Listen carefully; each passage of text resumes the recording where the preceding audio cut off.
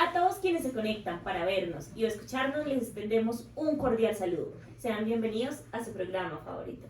Para hoy tenemos programado realizar un foro de opinión en el que nuestros expertos invitados brindarán sus consideraciones al respecto de la siguiente pregunta-problema. ¿Se fundamentó el proceso constituyente colombiano en un mito político? Antes de iniciar, nos encargaremos de contextualizarlos acerca de esta idea de mito político. Claro que sí. En primer lugar, la palabra mito puede ser relacionada con el concepto de la mentira, teniendo así una noción de que aquello que es mito es falso y carente de credibilidad. Sin embargo, se han encontrado nuevas aproximaciones al respecto. Por ejemplo, el filósofo francés Sorel, en su libro Reflexiones sobre la violencia, que aprovechamos para recomendárselos, menciona que los mitos son necesarios para avivar el sentimiento de unidad de grupo de una sociedad, cosa que la razón no logra hacer. Esto es con el fin de lograr la revolución necesaria para acabar con los paradigmas que son criticados. Ahora bien, este foro sostiene la tesis de que el fenómeno de la mitología política fue inherente e indispensable para la creación de la Constitución Política de 1991. En efecto, pues en medio de un entorno de violencia e inestabilidad estatal, cambiar la Carta Magna era el único modo de salvar el país. Pero esta reforma tan agresiva requería de un mito de paz, de progreso, de seguridad, que brindara esperanza y que permitiera darle cierto grado de legitimidad a la decisión jurídica. Nuestros expertos se encargarán de explicar esta afirmación. Doctor Hernández, es un placer tenerla con nosotros. Buenos días, muchas gracias por la invitación. Hoy quiero recalcar algo esencial respecto a la temática, y es que Colombia se encontraba en un momento de desestabilización, así que se buscaban implementar políticas estatales a las víctimas, a los victimarios y pues a todos los que engloba el conflicto armado, puesto que esta desestabilidad conllevó a que el país estuviera desintegrando y no hubiera unidad política. Claro, como el auge del narcotráfico. O el asesinato de líderes sociales. Claro, ustedes están hablando de las burocracias centrales, de aquellas que mantenían la estabilidad y la unidad, estos que distraían los odios entre partidos. Por eso se empezó a hablar de derechos humanos, de esta instauración a partir de la Constitución. Sin embargo, como dice la filósofa Hannah Arendt, esto era un idealismo sin esperanza, o de hipocresía endeble y estúpida. Y esto fue lo que ocurrió en el momento de la Constitución. Se instauraron en la Constitución los derechos fundamentales y se instauró el ideal del hombre como creador del mundo. Sin embargo, el hombre no era creador, simplemente poseía el mundo. No obstante, ¿qué pasó? Se generaron estos hombres y estas personas que a partir de esto empezaron a instaurar regímenes totalitarios a partir de violencia para solventar y quitar la violencia. Y esto conllevó a que el mito se viera como un mecanismo para generar paz a partir de los derechos humanos, pero a partir de la violencia. Muchas gracias por la invitación. Muchas gracias por acompañarnos. Ahora nos encontramos con el doctor Juan José Gómez. Adelante. Muchas gracias por la invitación. Bueno, antes que nada quiero decir que las postulaciones anteriormente mencionadas en el programa han sido bastante interesantes y están realmente relacionadas con varios aspectos de los postulados de bárbaros jurídicos de Daniel Bonilla.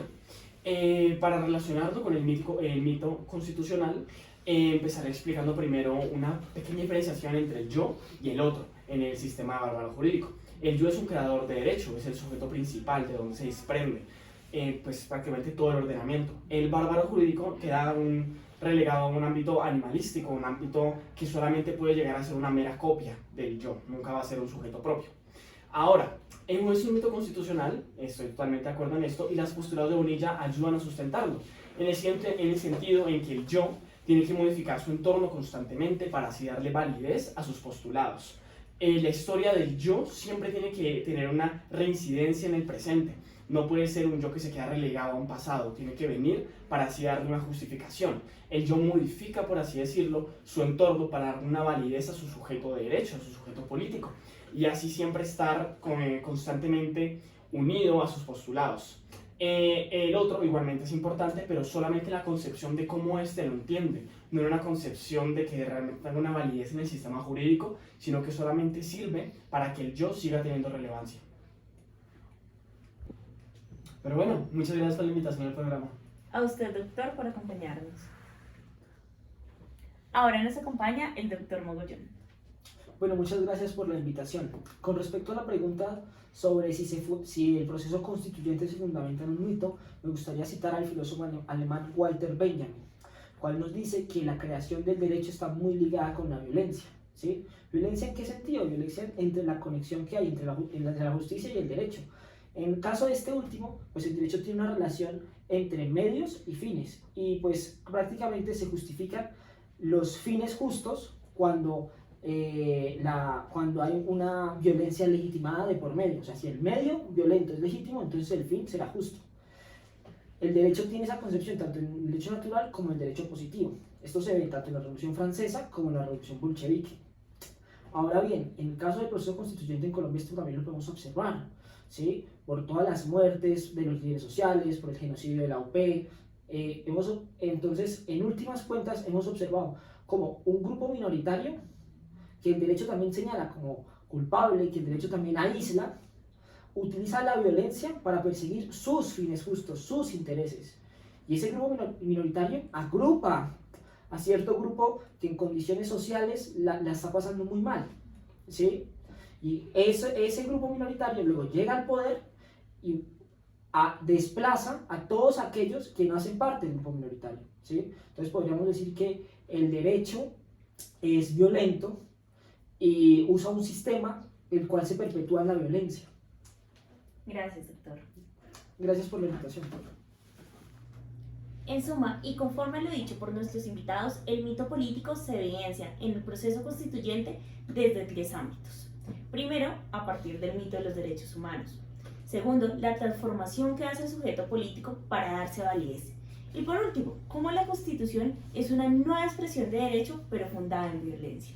Es así como en esta situación resulta necesario creer en el mito político, aunque después lo rechacemos, porque no es fácil entender y aceptar que algo tan importante como la Constitución, la norma de normas, esté fundamentada en sentimentalismos y en pensamientos extralógicos. Los esperamos en el próximo episodio.